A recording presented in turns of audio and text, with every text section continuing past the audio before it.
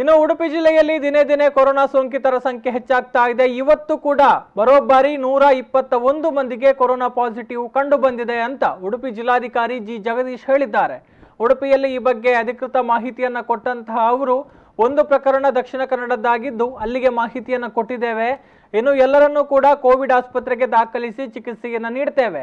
ಇದರ ಮಧ್ಯೆಯೂ ಒಂದು ಸಂತೋಷದ ಸಂಗತಿ ಅಂದ್ರೆ ಇವತ್ತು ಒಂದೇ ದಿನ 101 ಜನ ಕೋವಿಡ್-19 ಸೋಂಕಿತರು ಗುಣಮುಖರಾಗಿ ಡಿಸ್ಚಾರ್ಜ್ ಆಗಿದ್ದಾರೆ ಅಂತ ಹೇಳಿದ್ರು.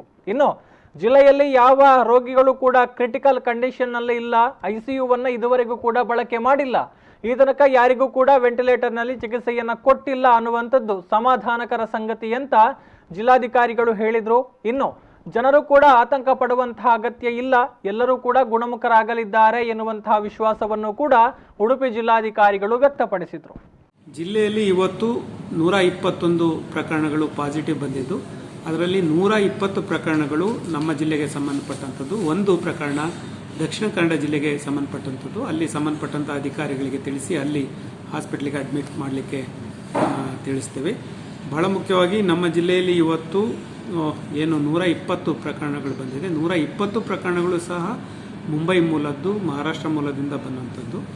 ಹಾಗಾಗಿ ಈಗಾಗಲೇ ಅವರೆಲ್ಲರನ್ನೂ ಸಹ ನಮ್ಮ ಕೋವಿಡ್ ಕೇರ್ ಸೆಂಟರ್ಸ್ಗಳೇನಿದೆ ಅಲ್ಲಿಗೆ ಶಿಫ್ಟ್ ಮಾಡಿ ಚಿಕಿತ್ಸೆಯನ್ನು ಪ್ರಾರಂಭ ಮಾಡಬೇಕಂತ ಸೂಚಿಸಿದ್ದೇವೆ. ಇನ್ನೊಂದು ಭಾಳ ಆಶಾದಾಯಕ ವಿಷಯ ಅಂತಂದರೆ, ನಮ್ಮ ಜಿಲ್ಲೆಯಲ್ಲಿ ಇವತ್ತು 101 ಜನರು ಕರೋನಾದಿಂದ ಗುಣಮುಕ್ತರಾಗಿ ಮನೆಗೆ ಹೋಗ್ತಾ ಇದ್ದಾರೆ. ಅವರಿಗೆಲ್ಲರಿಗೂ ಸಹ ಶುಭವನ್ನು ಕೋರ್ತೀವಿ. ಹಾಗಾಗಿ ನಮ್ಮ ಜಿಲ್ಲೆಯಲ್ಲಿ ಇದುವರೆಗೂ ಏನು ಪ್ರಕರಣಗಳು ಬಂದಿದೆ ಅದರಲ್ಲಿ ಯಾರೂ ಸಹ ಇದುವರೆಗೂ ಒಬ್ಬರೂ ಸಹ ಕ್ರಿಟಿಕಲ್ ಇಲ್ಲ, ಒಬ್ಬರಿಗೂ ಸಹ ICU ಬಳಸಿಲ್ಲ, ಒಬ್ಬರಿಗೂ ಸಹ ಆಕ್ಸಿಜನ್ ಬಳಸಿಲ್ಲ, ಒಬ್ಬರಿಗೂ ವೆಂಟಿಲೇಟರನ್ನು ಬಳಸಿಲ್ಲ. ಆದ್ದರಿಂದ ಯಾರೂ ಸಹ ಜನರು ಆತಂಕ ಪಡುವಂಥ ಅಗತ್ಯ ಇಲ್ಲ.